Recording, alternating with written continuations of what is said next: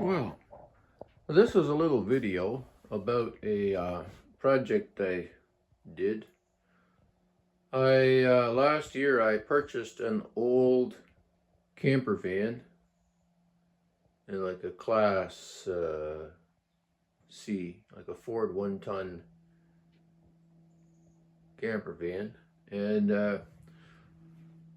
I was able to scavenge out some of the appliances. It's still kind of a work in progress, back burner project, but the stove was in good shape. And so what I did was I took the removed the stove from the camper, and I would say I'm getting salvaging everything I can out of the camper. This is actually the propane tank off of the camper, and I'm just using up the It was half full of propane, so I thought, well, I might as well be used up. So I got it in here, just sitting here on the floor temporarily, and I'm just using up the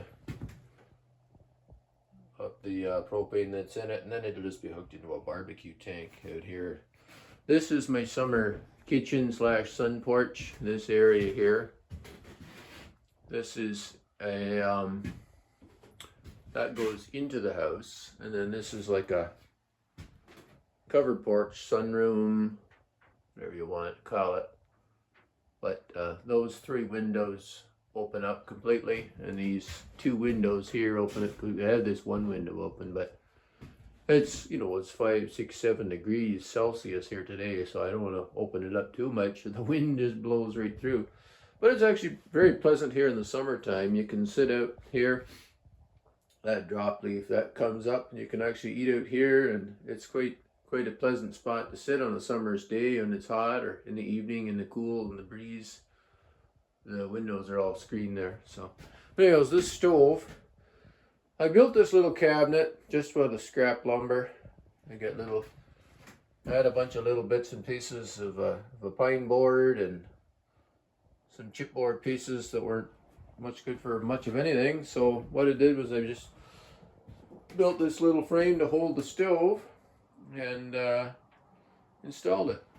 So it works great. It's got the 3 burners on top. This is the one you use the most. Has the most variation in the temperature. The oven's a pilot light oven, but you can once you light the pilot, then you can turn it on, and it works just fine.